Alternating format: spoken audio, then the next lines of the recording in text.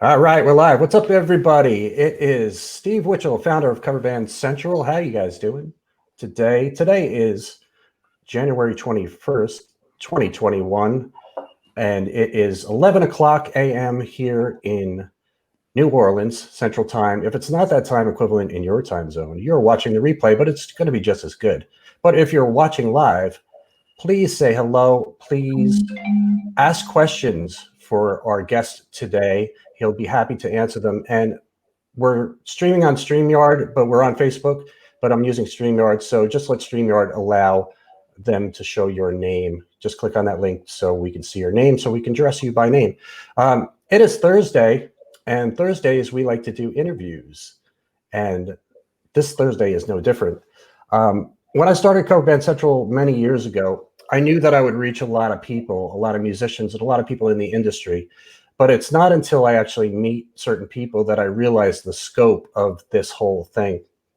It's incredible, the people that are out there, especially the people that have been doing things for a long time in this industry and are super talented. Today, we're talking to Robert Lunte, and he is part of the Cover Band Central group, and that's how I met him a while ago. And since we met in the group, we've talked on several occasions. And he is a super cool guy, super stand-up guy, hard worker, and very thorough with what he does. And what does he do, you ask? He is a vocal coach, and he's been doing this for a long time. And I've seen some of his videos, and I also was able to enter one of his programs and see all the stuff that he offers there. And it is incredible. The amount of information there, the amount of training in there, it's beyond my comprehension of how he was able to put all this stuff together for people who are singing and looking to improve their vocal health and just get better at singing. Robert studied with a guy named Maestro David Kyle, who is from Seattle, Washington, has passed away about 15, 16 years ago. And Maestro David Kyle trained some people you might have heard of. Chris Cornell from Soundgarden, Audioslave, Temple of the Dog, Geoff Tate from Queensryche, Ann Wilson from Heart. So that's pretty good vocal company right there. I mean, if you're talking about vocalists who have made an impact in the industry, I can't think of too many people that are better than those names. So we're going to talk to Robert. He studied with Maestro David Kyle, and what he's done since Maestro passed away is basically taken the reins. He's basically the heir apparent as a vocal teacher, and he's run with it. I think probably even a little bit further than Maestro went. So please feel free to ask your questions, and I will be asking questions too. And we'll also be offering a special discount for CBC people or anybody who's watching this video for any of his programs. So without further ado, ladies and gentlemen, Robert Lunte, there he is. Busy at work writing something down, as always. Yeah, taking notes, huh? Welcome to Cover Band Central, Robert. Welcome to the interview show. How are you doing today? Good to see you. I'm doing fantastic, and it's good to see you too, Steve. It's a thrill to get in front of your huge, ginormous international tribe, and an honor. So that's just fantastic. And thank you for inviting me. And I look forward to telling you guys and the tribe what it's all about in terms of vocal training to build the motor skills and your strength for singing better, and how that all happens. But anyways. Yes, thanks, most people want to sing better, Nobody wants to sing worse, right? Yes, it's our honor to have you here. But what I'd like to start with just your background. How did you get started singing? What was the impetus for what was the inspiration for you to get started singing? And like, how old were you? And what drove you? Okay, so the inspiration story is actually in the book. It opens up the book, and it's called Take Hold of Flame. The little story is called Take Hold of Flame. I was 15 years old. I was living in Idaho, at the time, and in the middle of nowhere. And I had an AM clock radio on my waterbed. This is totally true story. This is absolutely what happened. And I heard the opening glissando. In vocal training, we call like a sort of a siren, like a big screamy sliding going up. It's called a glissando. I heard the opening glissando from Geoff Tate from the Queensryche EP, Queen of the Reich. Yes. By the way, I was singing in garage bands, okay, and I was a singer. I've been doing that for years. So like dun dun dun dun dun dun dun, and whoa, it goes all the way up, and I literally stood up. It was 3 o'clock in the morning. 3 o'clock in the morning, and I stood up in bed as a kid, and I thought to myself, what the flip was that? That was amazing. And I turned and I stared at the clock. And I thought, who is he? Who taught him? What's going on? I want a part of that. So then I started searching around and I went to Hit Parader. Remember Hit Parader? Oh, yeah, sure. So I was a big collector of that. Circuit, Hit Parader, Faces, all those magazines. I got every one of them. So I went to Hit Parader, and there was an article on Queensryche in there. And they just happened to say, taught by Maestro David Kyle in Seattle, Washington. But by the way, Maestro Kyle also taught Lane Staley from Alice in Chains. Right, yes. Okay. So I'm reading this thing, and I'm like, I'm a go-getter. And I found a guy, and I got his phone number. He picked up the phone. I'll never forget it. Hello, Maestro Kyle. He's like very flamboyant. I'm like, hi, I'm a terrified kid from Idaho. Is Geoff Tate your student? Yes, he is.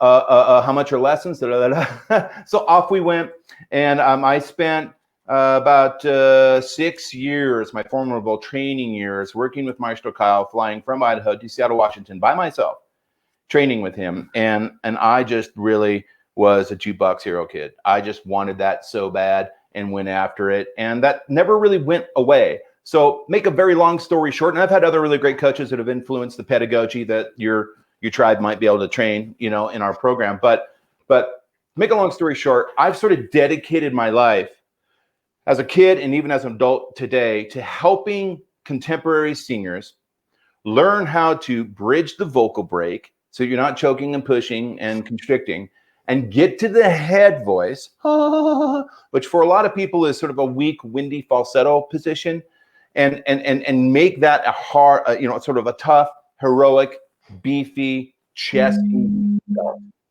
And in our world, in the training program, we call this bridging and connecting. So you bridge the vocal break to the head voice, and then the real work really starts, where we then begin to build the musculature and the motor skills and the tendons and the ligamentation and everything that's required to be able to belt in the head voice, like all great singers really know how to do, unless you're singing country. All right. So I dedicated my life to that, and we wrote a book, and we have 8 courses that actually show people how to train to do that. That's great. I sing. I'm not a singer, but I sing in my band, and I'll sing lead on some songs, and I sing harmonies and stuff. I have a good ear, so I can hit pitch pretty well. And I'm a baritone, and I used to have a pretty good falsetto. I say pretty good, but it probably wasn't that good. But I used to be able to at least hit pitch in my falsetto. And I used to smoke too. I used to smoke cigarettes, and I smoked for 25 years, and I quit about over 4 years ago now. And when I quit smoking, I could definitely tell that my range got better. But I lost my falsetto probably before I quit smoking. I just lost it. I just couldn't even figure out how to do it anymore. And I imagine if I went and studied with you, that I would get it back. I would figure out how to do it, because you train things like that. Well, you would. I completely guarantee you. And the piece here, one of the things I would like your audience to take away from this, when anybody's watching this, and it's an important thing to sort of an aha moment about vocal training, is that vocal training is an athletic endeavor. And I'm not trying to be geeky. It really is. It's repetition. It's motor skills. It's building the ligaments, the tendons, and the little mechanism, little muscles inside your larynx and the voice position. And we call this the mechanism. Okay. And if you do the right workouts, if you do the right training techniques, specifically this, not that will help.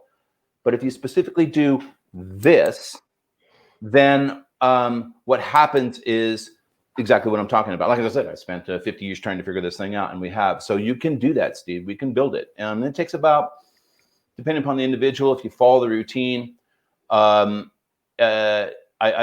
tell everybody 30 to 120 minutes per training session on the content, 3 to 6 days a week for approximately 90 days to experience amazing belching results if you really get after it. Right. So I would say that's akin to any sort of exercise. If you're trying to build muscle in your arms or whatever, you have to do this. It's repetition, I think, is what is the key, correct? Yes. Yes. Yeah. And there's not a magic pill. There's not something. It's sweat equity. Yeah. Right. And so the routine. So it's sort of, the program is kind of like a P90X for your voice. So the routines are, we're going to do this thing for 30 minutes, then you're going to go do this other thing, and it's building these little muscles inside. It's super exciting to see the results that people get when they commit, when they actually, you got to work, you got to, you got to do your part, but your audience understands that. Yeah. And I did a lot of research on this, and I've seen a lot of reviews on people that have worked with you and have taken your program, and they're all glowing. Like nobody has like anything bad to say, which is rare to find in anything, any sort of program that people sell. And they say things like that, like, kind of reiterate what you said, just it's about the training. It's about learning the muscles and all the repetition. So when, so you got in touch with Maestro David Kyle and you started training with him. Did you start performing in bands? Did you start performing in plays or anything like that? Or were you just learning how to sing? Oh no! As the catalyst for getting training was the need and the desire to be able to sing as like Geoff Tate, Steve Perry, Bruce Dickinson, and all these cats. I'm a metal guy, and so no, I was in bands. I've been in bands, especially then when I was a kid. I was in a garage band, and I was just totally into it. And as an adult, I've been in a few bands as well, and done a lot of session work in the studio. Was that in Seattle or was that in Idaho that you were in bands? It would be in Seattle. In Seattle. So you're probably about the same age as me. So So that was were you in Seattle when that whole thing, then like 91, when the whole grunge thing started to happen? Yeah, that's just when I landed in Seattle. I graduated from the University of Miami School of Music and Business, and went to Seattle in 92. Okay. And it was all just like happening at that time. Okay, and so you were studying like actually in person with Maestro? Oh yes. Well, prior to 92, in the late 80s, I was working with him in person, and then when I moved to Seattle, I worked with him in person. Right. You said you were flying back and forth. Yeah. Did you ever get to meet any of those people, or like Cornell or Lane or? Yeah. So I met Geoff Tate in some clubs in town. He sort of appears from time to time. And I did pass Lane Staley in lessons from time to time. So I was at the end of my lesson. I was going out. Lane Staley's coming in. Just a quick introduction. And also Terry Young from Rail. Some of your cover band people might know who he is, but it was sort of a big band in the Seattle area. Who, if you go out and listen to a band called Rail, is a really great singer. But, okay. Yeah, there was a few moments, a few sightings, a few moments like that. Yeah. Right. See, when I think of amazing singers, Cornell is definitely one that comes to mind, and Wilson for sure, and Geoff Tate definitely. Like I had, a similar experience with the Queensryche EP when that first came out. I was the same, like, who the hell are these people? And they were playing it. I grew up in New Jersey, and they were playing Queen of the Reich on they had a metal show on Friday nights, and they were playing that. I was like, who the hell is this band? And I went and got the EP, but I never had the drive to sing. That wasn't my thing. I ended up playing bass. But when people think of Lane Staley, they don't think of him as like this amazing vocalist. However, I would say that he's well, no, I mean, not compared to Chris Cornell or not compared to Ann Wilson or Geoff Tate, because I would say because he's not the big belter. He's more of, a stylistic singer. So, I mean, do you see the difference, or is there a difference really in the way somebody is trained, like a Lane Staley versus a Geoff Tate? So all of us, these guys, all my students, we're all training the same routines, the same workout routines to build the motor skills and the strength.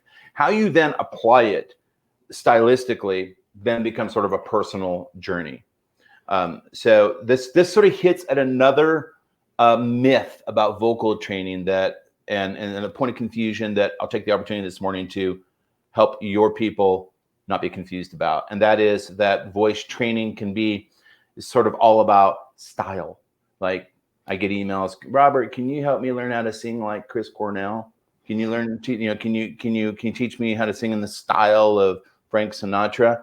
And the answer is actually yes, we can go down that path. There are certain elements and nuances with certain individuals and singers and styles that an experienced coach who's coached thousands of people can talk to and help you through. However, it's not really what this in the course is about. This is about working out, right? So I'm just going to challenge you a little bit, Steve. On Lane Staley is absolutely amazing. He is I know you know that, but I'm just going to say he is actually belting. It's a little bit raspy and maybe a touch pushy, but he is belting in the head voice. And I always thought that does he have sort of that clean, operatic-y Geoff Tate sort of vibe? No. So he's got more distortion in his voice, where Geoff Tate is more sort of sits in that Steve Perry clean group. All right. Right. In my opinion, Lane Staley, the thing that really sort of the signature Lane Staleyism is his ear for melody, his ear for singing the black notes in his melodies. A lot of minor thirds and jazzy harmony voicings in his melodies. And he's really a great blues soul singer. But yeah, man, I mean, he trained to do that. And the story about Lane real quick is that when Lane was with Maestro Kyle, where he learned his fundamental training skills and his ability to bridge and connect initially, he was a glam guy. A lot of people don't know that. There were pictures, like big hair, spandex. He was the glam dude. And then he went on and did sort of more the grunge thing. Yeah, that was the thing of that time, like where it kind of turned over from all the rock guys were into because the late 80s, that was the thing. It was the glam thing. And then everything changed and everybody cut their hair and it was all of a sudden it was, not glam. I mean, that was probably the biggest change in music, in the history of music, where sudden change. I worked at Sam Goody. I was a retail store manager at the time in 91. And it was mind-blowing how quickly it just went from people buying Skid Row and Tesla albums to Nirvana and Alice in Chains and Soundgarden and Pearl Jam and that. It was a renaissance. But with Lane, like Jerry Cantrell sang a lot in Alice in Chains too. He still does. And their voices are very similar. Do you know if he studied with Maestro Kyle too, or did he just? Yeah, that's a good question. He did. He did. Okay. He did. Yeah, they have very similar voices, and sometimes people can't even tell the difference. Like, no, that's Jerry Cantrell when they think it's Lane. I got to see Alice in Chains live a bunch of times. In fact, I was at the taping for MTV Unplugged when they did Alice in Chains did it. Yeah, pretty cool. Yeah, it was really cool. It was first time I had ever seen like a TV show of a band taped live, and it was very exciting. If you see the video, the home video of that show, they come out and they start and they do a song and Lane screws up the lyrics, and he had a teleprompter right in front of him and he still screwed up the lyrics, and he just yelled like fuck. And they stopped and then they did it again. And I was thinking to myself, okay, well, they're going to cut that for the show. And then when they showed that whole thing on the home video. It was pretty cool. Glad they did. Yeah.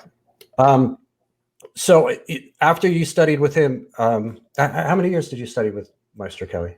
Off and on for about 12 years. And it's 12 years. Wow. Yeah, it's relevant to also say that, and he's probably my biggest influence, and he was my first real serious coach, but I've worked with other people too to sort of round out my knowledge and expertise, which help influence the program. And the program has, some inspiration from Kyle and other mentors down the line that I worked with, including some, original stuff that homie created that's helping people. Okay. So what made you go from you're learning how to sing properly, you're singing in bands, to I want to teach everybody this. I want to carry the reins.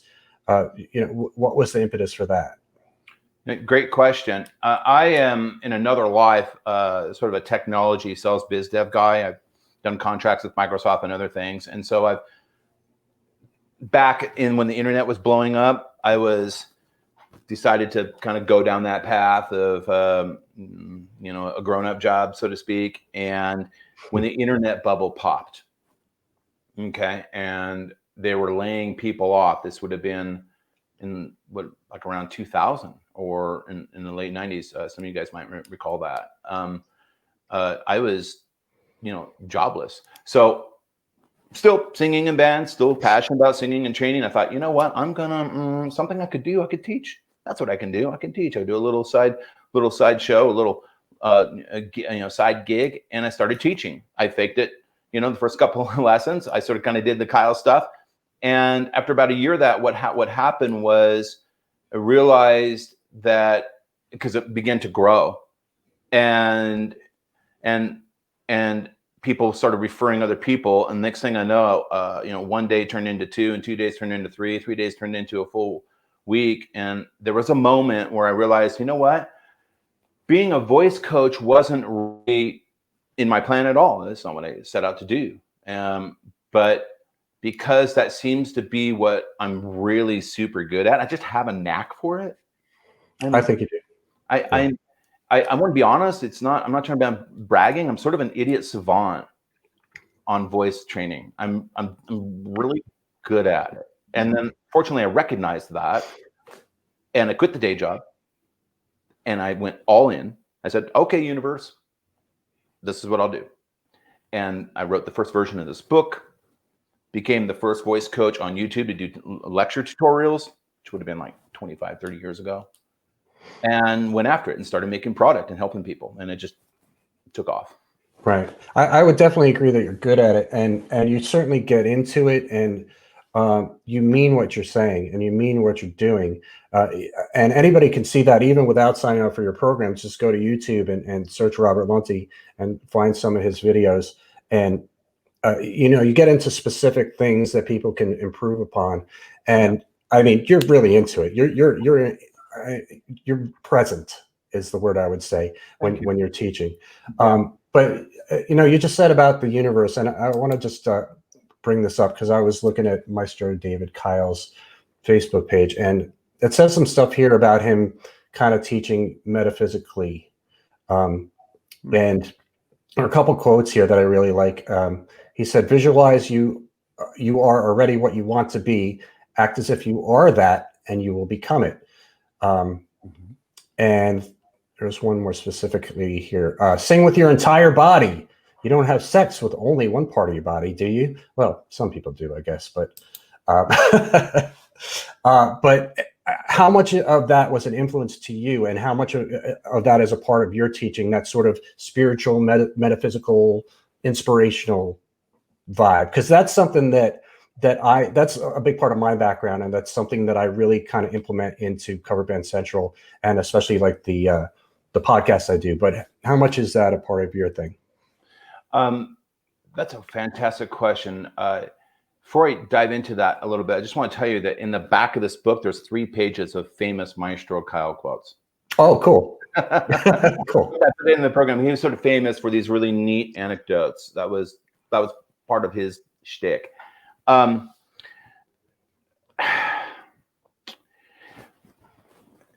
To truly get results to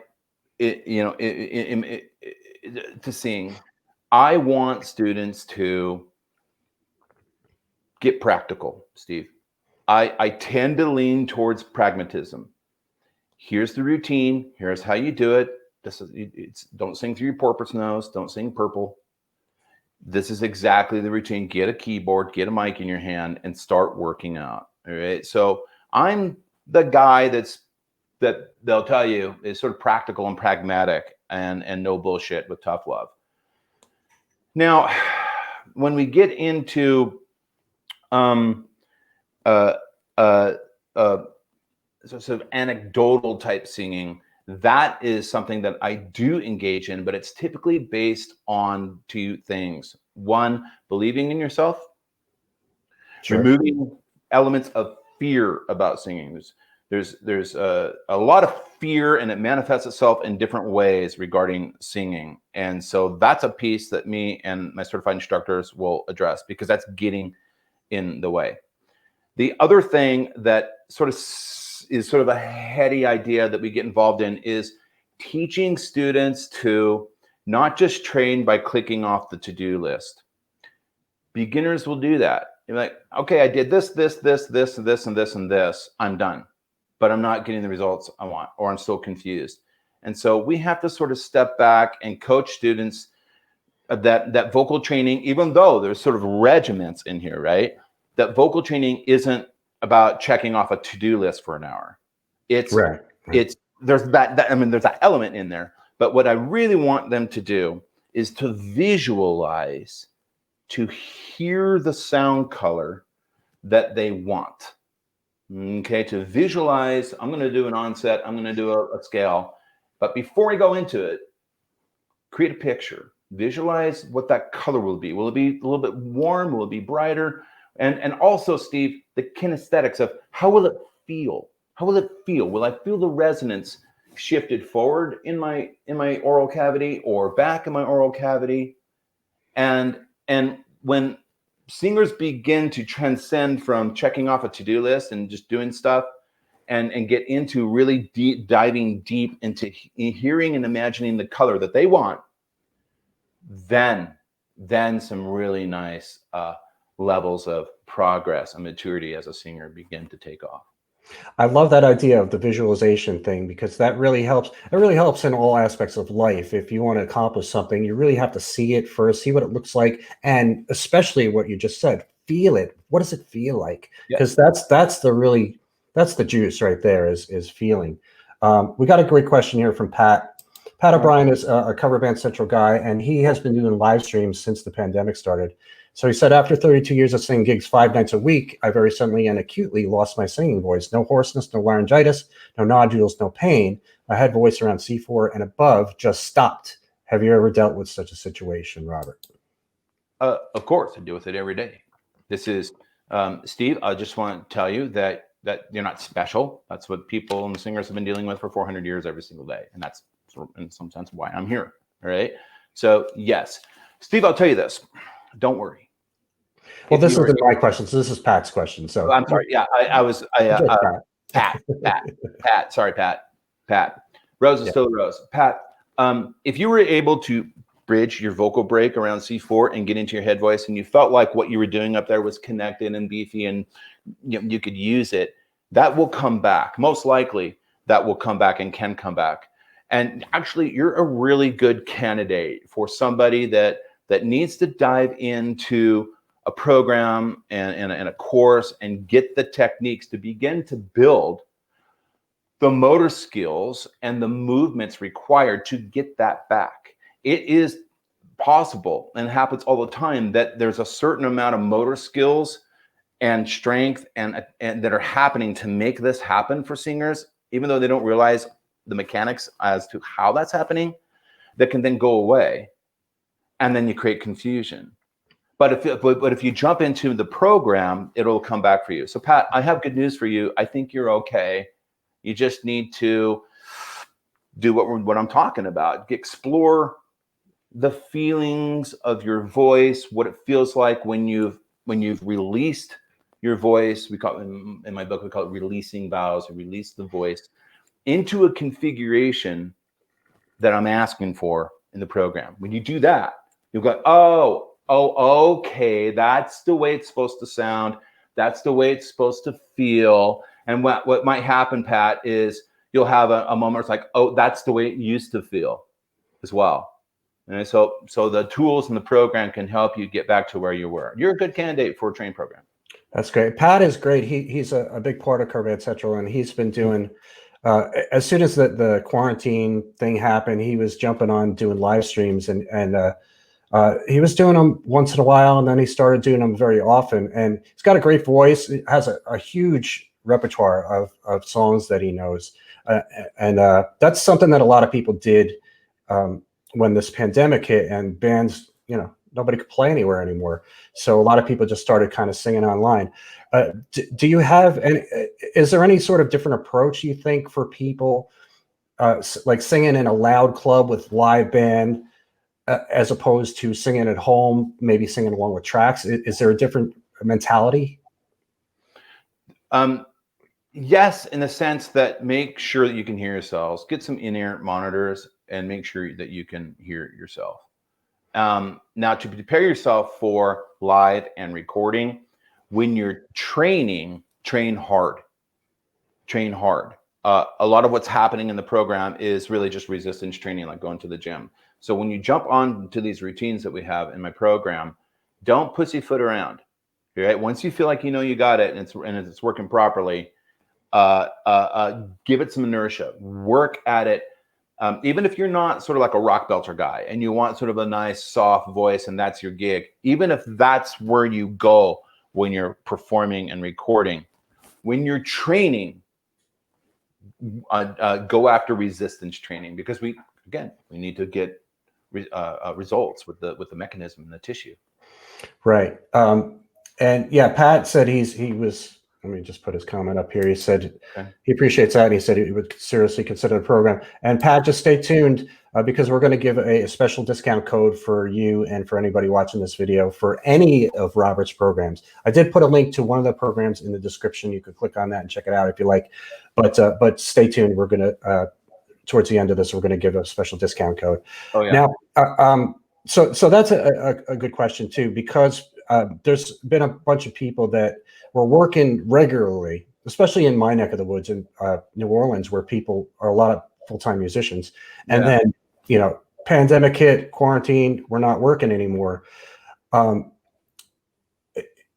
Is there any advice that you can give to singers who, because somebody did ask me this question about, well, I'm kind of losing my strength because I'm not out singing 5 nights a week now, or 3 nights a week or whatever, and I'm just sitting at home.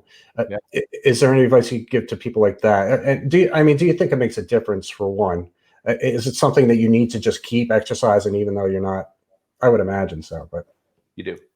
Yeah. If you stop singing and or stop training the routines and moving the mechanism in this exotic high performance way that we don't do when we're speaking, then it gets a little bit weaker. Coordination goes away a little bit. It's like ice skating or swing dancing. You have to practice and stay on top of it. So if you're not out doing gigs these days, then what's the next best thing you could do would be to make recordings. Right. I would do. Right. And I highly recommend the live streaming thing. That's something that I was on top of as soon as it hit, because just staying active, it really helps you psychologically, even if not only physically. Now, somebody just put this comment up, and I'm not going to put it on the screen but there's a lot of people in this group and a part of Cover Band Central that consider themselves veterans, have been around for a long time. Yep. And don't feel like they have anything to learn.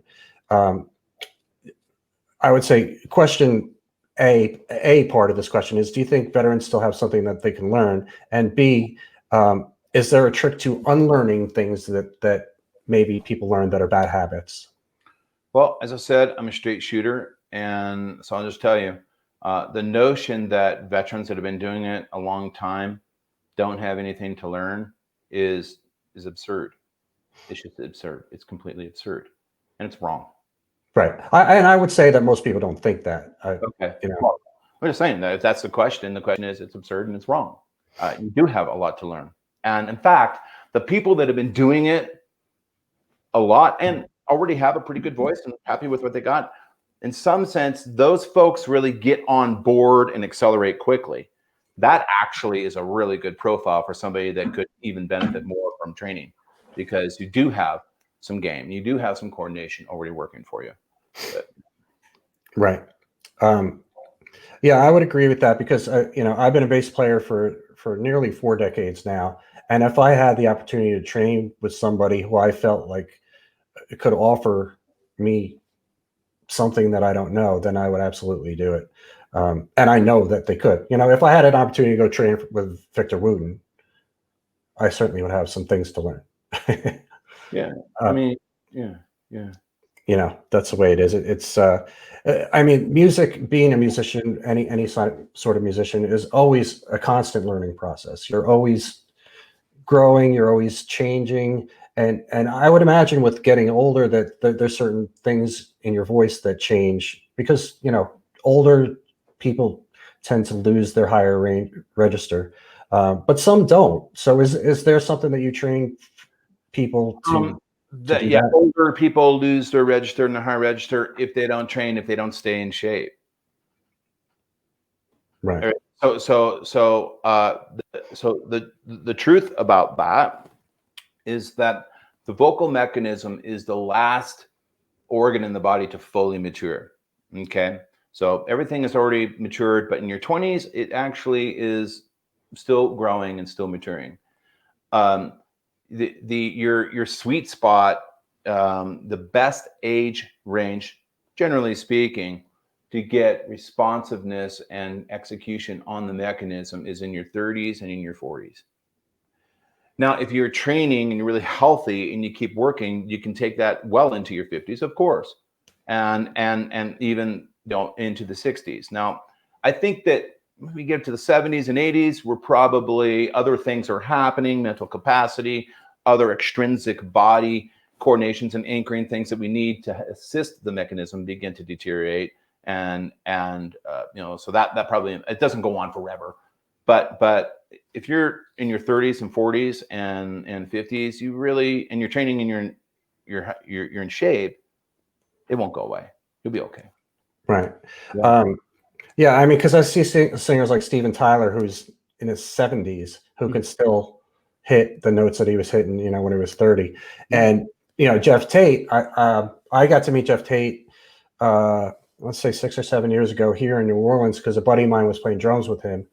And it was the last time he did an Operation Mindcrime tour by himself without Queensryche, and one of my favorite records of all time. Yeah, Mindcrime. And I was really watching Geoff sing and the way he did it, and it almost seemed like he was really pushing less, and you know, holding the mic back a lot, and really like pushing less to hit those high notes. I noticed that with David Coverdale too. I saw Whitesnake, you know, about 10 years ago, and same thing. It looked like he wasn't really straining to hit those notes at all. It almost looked like he was relaxed. Well, and another great example is Bruce Dickinson, who's never sang better. He's never sang better.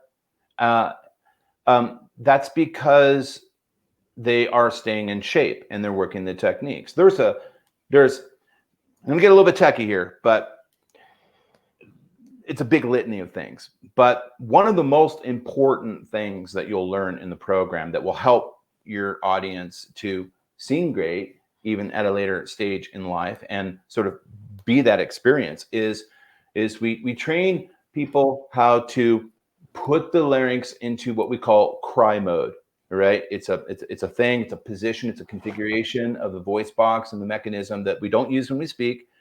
It is very similar to the position the voice goes into when we're emotionally sad and cry. That's where it gets its name from. And then what we do is we train you through techniques on how to access that physical position in the vocal folds and in the voice in a different context, to be able to get into the physical larynx position for crying, but not for being sad, but for amplifying high frequencies, right? And singing. Now, I could go off on a tangent on this, but back to your point with these people, they are thinning out the vocal folds by engaging good, healthy cry mode configurations and putting in good vowels, good resonance positions can help you not get fatigued if you kind of know where to sort of place the resonance in your upper vocal tract. Good monitors and other things. But I just tell your audience, if you learn this cry mode technique, you're like 50% there. It is transformational because it allows you to amplify high frequencies without pharyngeal constriction and without pushing. A lot of the pushing will go away, and it sounds really beautiful. There's sort of a silky warmth when we sing through cry mode. All great singers are doing that, even if they're not aware of it. That's cool. Rebecca asked if this will be available, this video, to watch later. She said she's at work, and I think that's the case for a lot of people here. Now they're at work, they can't watch live. And the answer is yes, Rebecca. As soon as we're done here, it will be available for replay. We're going to put it up on YouTube, and Robert's also going to share it with his whole crew. Rebecca is somebody I know here in New Orleans. She's a great singer and a great person. I'm hoping that a lot of people in New Orleans here catch this. This is a long comment. I'm trying to read it real quick. I got it now. Okay. Yeah, we'll put it up. Why not? Lynn agreed. Always stuff to learn. I only started at 50 to explore the possibility. 50 years old. So thought you just sang. She didn't even realize. And she said she had some natural stuff, but understanding the process certainly helped get back into her head voice, which she was afraid of, easily and back again. Yep. Singing with a garage band for 3 years. Well, did. You'll get back to it, Lynn. You know, when we're through with this whole COVID stuff, everything will get back. Yeah. So that's good. Ruth asked a question. She said, "How do you develop vibrato?" Good question. In the program, there's a set of lessons, a module in this large course that's called Vocal Effects, and inside that module, I help you guys explore 4 different kinds of vocal distortion, vocal vibrato, and the aural. All right. So first of all, it's covered in the program, and the way we do vibrato is it happens 2 ways. One, there's some exotic physics involved with vibrato in regards to sound pressure levels, resonance in the upper vocal tract, and so the physics of air pressure and resonance in a space. If you're singing well, if you're balanced, okay, and you're singing healthy and you're sort of in the zone, sometimes, and a lot of you have experienced this, vibrato will just sort of begin to flutter and turn on naturally, where you weren't really trying to do that. So one way to get vibrato is to train and get a good balance between the respiration levels and the resonance in your mechanism with cry mode and all the stuff that I'm talking about today. Okay. Now, the other way to develop vibrato is through some specific workouts where we do something sort of like to pre-recorded piano tracks, something that sort of goes like this. Hey, hey, hey, hey, hey, hey, hey, hey, hey, hey, boom, boom. Then we go up a chromatic step and then we do it again. We got hey, hey, hey, hey, hey. So I'm just demonstrating for you a little bit about what the specific vibrato workout is in the program. You notice that what I'm doing is I'm developing oscillations artificially through my diaphragm. Okay, it's sort of and so by developing artificially the oscillation through this workout, it begins to sort of kickstart vibrato for your voice. Okay. And so that's the one we kind of get. So you can build it and turn it on. You can control it and turn it on, which is what we want to do. But it also sometimes just flutters naturally when you have good balance between the acoustics, sound pressure levels. And I imagine that training is part of at least one of your programs, if probably not part of a couple of them. It's in the 4 pillars of singing, the bigger flagship course where we do a deep dive on these vocal effects. On the belting and the head voice course, it's not in there because the belting and the head voice is specifically designed to be focused only on belting in the head voice. So we're going to offer you guys a great deal on both courses. 4 Pillars of Singing is sort of the big flagship course that's been sold for years, and then there's a more recent one that's about belting in the head voice and expanding your range. Right. So in TFPOS. That's cool. Gavin said he purchased the Ken Tamplin package, but had a lot of confusion with it. He said he'd spoken to you previously and still looking to get into your program. He believes that you explain things in a way which people can understand. So he is appreciating that. So cheers to you, Gavin. I don't know how to say this name, Eurogurg. She said she's pitchy and 60. And it might be a he, I'm sorry. Would your program help somebody? And that's a good question. Do you think that people sort of have a natural knack for matching pitch? Is that something that can be taught to people? Some people have a natural knack for pitch above and beyond others. And yes, it can be taught. For sure, it can be taught. You can train it. Just the act of working on our onsets, which is just tuning the motor skills one note at a time, which is sort of what you would do early on in the program. Working on the onsets, matching the pitch is one of the things we're doing when we do individual onsets, and of course, working on the scales, which begin to move through melodic patterns. Just training will tune your ear. And I've also found that one of the best things you can do to just sing better on pitch is pay more attention. It works for me oftentimes. Just simply pay more attention. Oftentimes singers aren't focusing and listening to matching the pitch well enough to match it. Why? Because they're playing an instrument, or they're having fun, or they're sort of lost in the experience of it all. That can happen.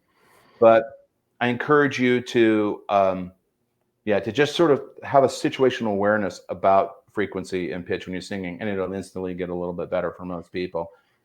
Right. And I'm glad you said that. That was a question that somebody brought up too, about playing an instrument and singing. Is there a different sort of technique that you need to show people to kind of, get that thing going, or, doing the two things at once? Well, I play guitar, but it's not at any level that is by the standards of your crowd. Right. So I'm all about singing. There's nothing in the program that specifically addresses how to address execute the techniques that you learned in the program and sing better while playing bass. It wouldn't be my wheelhouse. But if you're training and you're building motor skills and you're building good habits and good coordination, it will come. It will be there for you when you're playing. Right. I find it easier for myself, when singing on stage, to have an instrument, and maybe it's because of the comfort level of having that instrument sort of to protect me. I mean, because the first time I sang on stage, I was petrified. And that's something, and you mentioned it before, about confidence and about fear. That a fear, I think, stops a lot of people from even pursuing things like this. And I mean, I took vocal lessons when I was in my early 20s, and I took about 4 of them. And I just couldn't relax. And it was a female teacher, and she would even get behind me and rub my shoulders to try to get me to relax. I was just so nervous about singing in front of people. And then I just kept doing it. And then eventually I wasn't nervous anymore.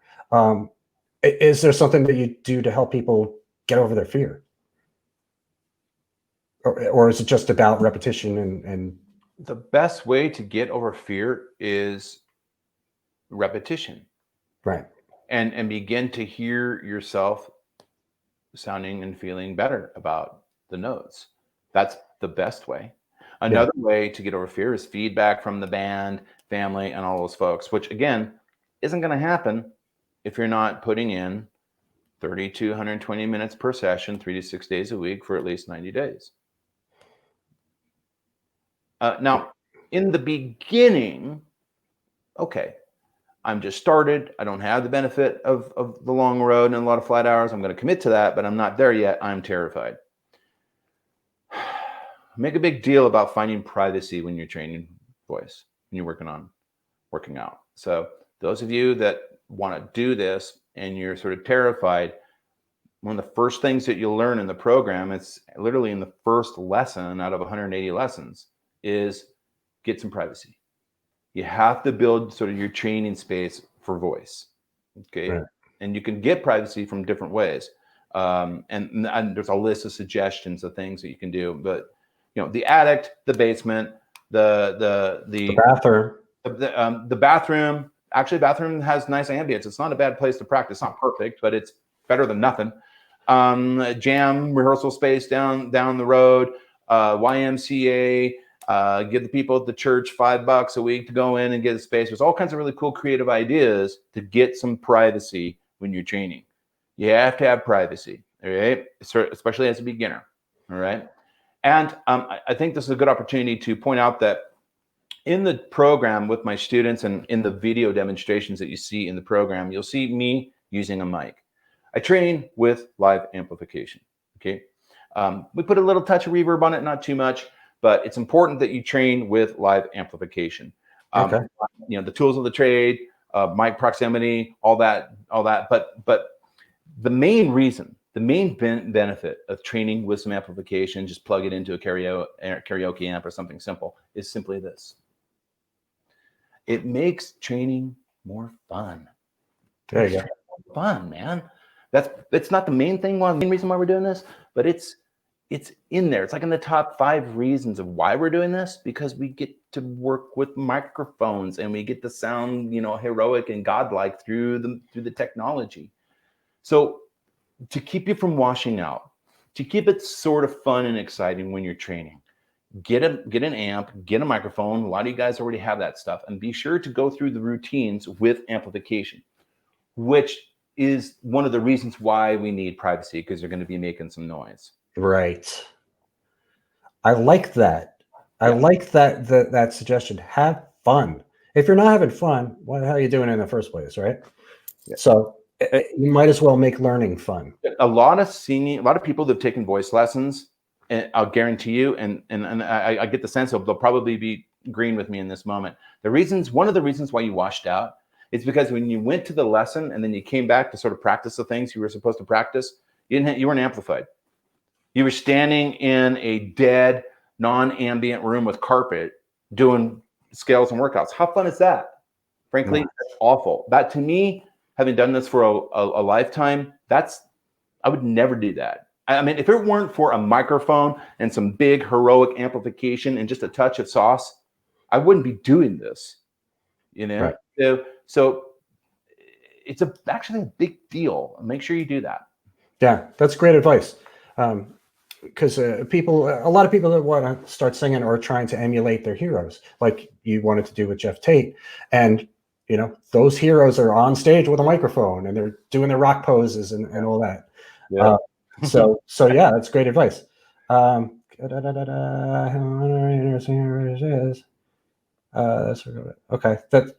Lynn just said what she does. She said, kids online schooling, husband working. She has a monitor, in-ears, and heater and air conditioning. Yep. That's where she goes to rock out. Also record herself. You have your space. Good for you. There you go. That's great advice. All right. Show that book again, Robert. I want people to see what you got there. 4 Pillars of Singing. It's like an encyclopedia. Yeah. It's kind of ridiculous how big that book is. And it's a full color, 616 pages. All the technique and the methodology is introduced through the white pages here. And then the red pages are training routines. There you go. And we got all kinds of, you know, beautiful color training graphics and sirens and stuff in here. I mean, this thing took me about 5 years to write. Okay. Yep, that's it. And you said you got some Maestro David Kyle quotes in there too. Yep. In the end, at the end of this, there was a Maestro Kyle wrote a really cool, sort of like an article or philosophy piece that was about 4 pages long about singing, and had a lot of anecdotal stuff. And one day in Seattle, Washington, one of my students walked in with this thing. I mean, it's like rare, and go like, "Where'd you get that?" It's like, "Oh, well, I've had it for years, ever since I took lessons with Maestro. I thought you'd be interested." I'm like, "Yeah, I'm interested in that. Give me a copy of that sucker, because I'm going to put it in the book." So I put it in the back of the book, and yeah, that's just a sort of a bonus cool thing that's in there. Do you have any favorites? Any favorite quotes from him? From Maestro Kyle? Sure. We can do this all day long. But what comes to the top of your head? Off the top of my head is students will say, "Well, when am I done with this? When do I get to stop training? When are the?" Maestro Kyle will say, and I pass this on every day. The day you think you're done, you're done. There you go. Okay. Here's another one. Lynn asked, "Is the book only available if you sign up for the course?" But you can buy the book separately, I would imagine, right? Yeah. So the code that we're going to give you guys, I set it up so that you can purchase the courses, the digital content by itself, and there's also an opportunity to purchase the digital content, the courses, with the hard copy book, which by the way also comes with a PDF ebook as well. So you get this old school, you get a PDF. So the short answer is, yeah, the course, you can get the course without the book or with the book. And then the next question is going to come as, well, then do I have to have the book? You have to have the courses. You have to have the digital course. You don't have to have the book, but the book is as Steve was saying, it's sort of a reference manual that is complementary to the courses. There's graphics and anatomical charts and workout routines and storytelling and all kinds of things in the book that make it totally cool. And typically people that buy the book come back and say, I'm glad I got the book because now I understand your language. I understand the talk track in the videos. Because I read the book, I understand what I'm hearing in the videos better. So, gotcha. how about you can have it? All right, so let's show that code right here on the screen. That's your discount code, CBC17, CBC17. And this code is going to be good for any of Robert's programs. I did put a link in the description here. You can click on that link and it will bring you to, I think it's the Head Voice program that I put in there. But if you click on that link, you'll find any and all of Robert's programs, and you can use this code for any and all, and that will give you 17% off, which is awesome. I know people are having a hard time nowadays with struggling because of the pandemic and not working. So we're happy to offer this discount for you to help improve your singing and give you something to do too. I mean, how amazing is that if like you go, you haven't played for a long time and then you start really training and then you come back and people be like, whoa, yeah, you've been practicing, huh? That's a great feeling to have. I like to add also that my team and I have installed a really cool customer service chat system, like down in the right-hand corner. So after you purchase, if you have questions about logging in or where do I start or where do I go or whatever, just let me know that you came from Steve's show and use that customer service little chat system. And then myself or my team members will go in and answer questions for you, get you the links and the things you need. So we're going to support you. All right. We're going to make sure that you get off to a good start. Yeah. And you have a Facebook group with a large community too. Right. So people will be able to join that. And your website is thevocaliststudio.com if people want to just go directly there and peruse through all your goodies. And speaking of goodies, somebody asked you, how many microphones do you currently have? As he knows you are an avid collector. And Robert and I were just talking about this before we went live. You see me light up on that? I'm a mic geek. I just love microphones. I love the instructional design, the different sounds and stuff. So the short answer is I'm looking at 2 gator bags on the floor over here. They are 12. There's 24 there. There's another probably 12 in my closet. These are handheld, dynamic, and condenser mics. A lot of them are vintage mics. So I sort of hunt through the internet and find vintage mics. In regards to big diaphragm mics, on the other side of the closet over here, probably about 8 big diaphragm microphones for recording. There you go. Gobs of mics. Would you guys like a mic recommendation? Christian asks, ships to Germany. So I would imagine he's referring to your book. Yep. I would imagine you ship worldwide. Yeah. Yep. Anywhere in the world. And his programs are online, so it doesn't matter where you are in the world. If you sign up for a program, you can you get access to it on the internet. And shipping is free. Look at that. That's a great day. All right, so we'll wrap this up. You can hang out, but I'll wrap up the show. But Robert, thank you so much for being a part of this thing here on Thursday and for being a part of Cover Band Central. It's guys like you that really make me proud to have started this thing and to be able to introduce you to other people and vice versa. So I really appreciate it. Come back next Thursday, guys. Cover Band Central will have another interview. And as always, coverbandcentral.com. You can go sign up for a profile for you, your band, or both. It is free, and there's lots of goodies on the site, too. Once again, thank you, Robert. We'll see you guys soon. Welcome. My honor.